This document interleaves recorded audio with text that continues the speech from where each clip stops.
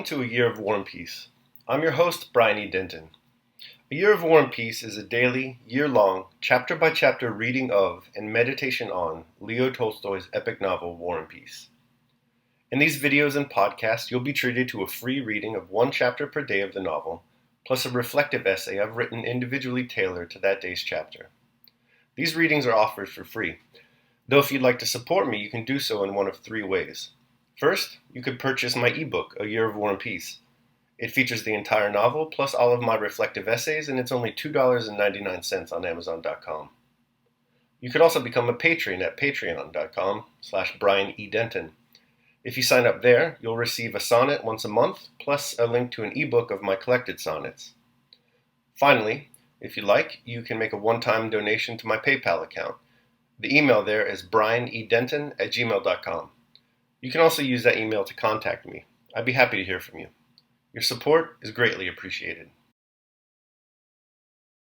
Today's reading and reflection is on Chapter 206. Chapter 206. On the morning of the 25th, Pierre was leaving Mazas. At the descent of the high, steep hill, down which a winding road led out of the town past the cathedral on the right, where a service was being held and the bells were ringing, Pierre got out of his vehicle and proceeded on foot. Behind him, a cavalry regiment was coming down the hill, preceded by its singers. Coming up toward him was a train of carts carrying men who had been wounded in the engagement the day before. The peasant drivers, shouting and lashing their horses, kept crossing from side to side. The carts, in each of which 3 or 4 wounded soldiers were lying or sitting, jolted over the stones that had been thrown on the steep incline to make it something like a road. The wounded, bandaged with rags, with pale cheeks, compressed lips, and knitted brows, held on to the sides of the carts as they were jolted against one another. Almost all of them stared with naive, childlike curiosity at Pierre's white hat and green swallowtail coat. Pierre's coachman shouted angrily at the convoy of wounded to keep to one side of the road. The cavalry regiment, as it descended the hill with its singers, surrounded Pierre's carriage and blocked the road. Pierre stopped, being pressed against the side of the cutting in which the road ran. The sunshine from behind the hill did not penetrate into the cutting, and there it was cold and damp. But above Pierre's head was the bright August sunshine, and the bells sounded merrily. One of the carts with wounded stopped by the side of the road close to Pierre. The driver in his bast shoes ran panting up to it, placed a stone under one of its tireless hind wheels, and began arranging the breechband on his little horse. One of the wounded, an old soldier with a bandaged arm, who was following the cart on foot, caught hold of it with a sound hand and turned to look at Pierre. "I say, fellow countrymen, will they set us down here or take us on to Moscow?" he asked. Pierre was so deep in thought that he did not hear the question. He was looking now at the cavalry regiment that had met the convoy of the wounded, now at the cart by which he was standing, in which 2 wounded men were sitting and one was lying.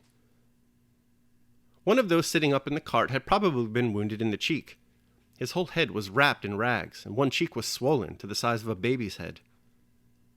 His nose and mouth were twisted to one side.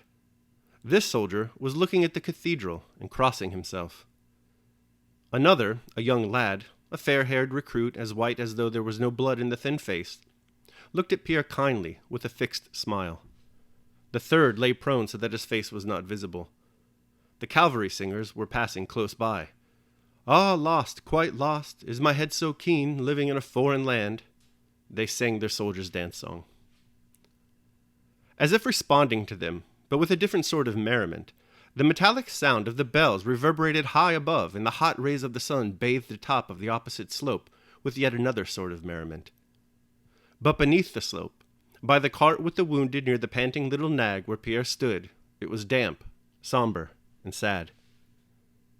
The soldier with the swollen cheek looked angrily at the cavalry singers. "Ah, the coxcombs," he muttered reproachfully. "It's not the soldiers only, but I've seen peasants today too, the peasants. Even they have to go," said the soldier behind the cart, addressing Pierre with a sad smile. "No distinctions made nowadays. They want the whole nation to fall on them. In a word, it's Moscow. They want to make an end of it." In spite of the obscurity of the soldier's words, Pierre understood what he wanted to say and nodded approval.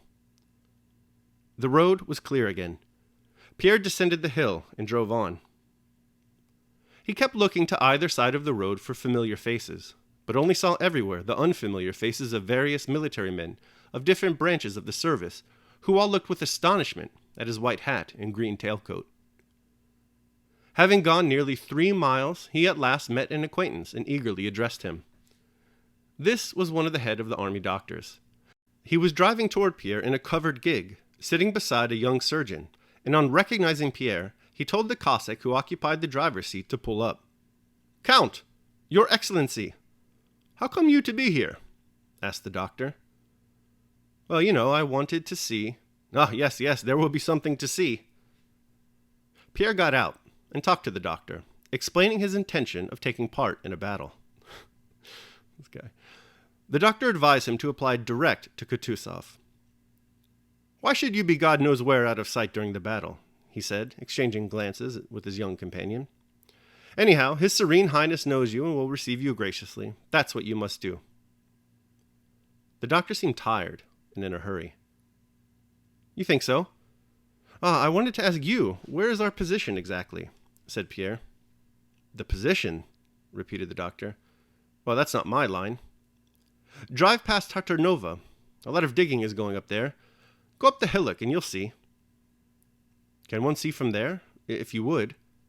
But the doctor interrupted him and moved toward his gig. "I would go with you, but on my honor, I'm up to here," and he pointed to his throat. "I'm galloping to the commander of the corps. How do matters stand? Count, there'll be a battle tomorrow. Out of an army of 100,000, we may expect at least 20,000 wounded, and we haven't stretchers, or bunks, or dressers, or doctors enough for 6,000. We have 10,000 carts, but we need other things as well. We must manage as best as we can." The strange thought that of the thousands of men, young and old, who had stared with merry surprise at his hat, perhaps the very men he had noticed, 20,000 were inevitably doomed to wounds and death, amazed Pierre. They may die tomorrow. Why are they thinking of anything but death? And by some latent sequence of thought, the descent of the Mazatsk hill, the carts with the wounded, the ringing bells, the slanting rays of the sun, and the songs of the cavalrymen vividly recurred to his mind. The cavalry ride to battle and meet the wounded and do not for a moment think of what awaits them, but pass by, winking at the wounded. Yet from among these men 20,000 are doomed to die, and they wonder at my hat. Strange, thought Pierre. In front of a landowner's house to the left of the road stood carriages, wagons, and crowds of orderlies and sentinels. The commander-in-chief was putting up there, but just when Pierre arrived, he was not in, and hardly any of the staff were there. They had gone to the church service. Pierre drove on toward Gorky. When he had ascended the hill and reached the little village street, he saw for the first time peasant militiamen in their white shirts and with crosses on their caps, who, talking and laughing loudly, animated and perspiring, were at work on a huge knoll overgrown with grass to the right side of the road. Some of them were digging. Others were wheeling barrow loads of earth along planks, while others stood about doing nothing. 2 officers were standing on the knoll, directing the men. On seeing these peasants, who were evidently still amused by the novelty of their position as soldiers, Pierre once more thought of the wounded men at Mazatsk, and understood what the soldier had meant when he said, "They want the whole nation to fall on them." The sight of these bearded peasants at work on the battlefield, with their queer, clumsy boots and perspiring necks, and their shirts opening from the left toward the middle, unfastened, exposing their sun-burned collarbones, impressed Pierre more strongly with the solemnity and importance of the moment than anything he had yet seen or heard. That concludes my reading of chapter 206. I will now proceed to my reflection on the same. A Year of War and Peace, day 206. Like a morning dream. Pierre Bezukhov is a questioning man. We know this. He's always setting about on one quest or another, sometimes intellectual, other times spiritual, but always with the intention of answering his questions with certainty. In this wavering world of flux and variation, it's no surprise that he has so far discovered only disappointment. In today's chapter, though, noting the staggering diversity of experience in a war zone, Pierre just might be starting to understand the wisdom of Mrs. Judith Norton, who wrote in counsel to her weary and battered friend, Clarissa Harlowe, Quote, "What, after all, is this world, on which we so much depend for durable good, poor creatures that we are, when all the joys of the world, and all the troubles of it, are but momentary, and vanish like a morning dream." End quote. The variety of experience in the chapter immediately announces itself. On the one hand, we have Pierre, attired aristocratically in a curious white and green swallowtail coat. On the other hand, we have the soldiers in tattered and war-torn uniforms. Pierre is healthy, resting safely up in his carriage. The soldiers are wounded, piled together into the carts. They are somber and sad, seeking to escape the war. The cavalry, however, passing in the opposite direction, happily sings their way right into a fight. It's a vexing scene for Pierre. He loses himself in deep thought. He cannot fathom that of the thousands of men, young and old, who had stared with merry surprise at his hat, perhaps the very men he had noticed, 20,000 were inevitably doomed to wounds and death.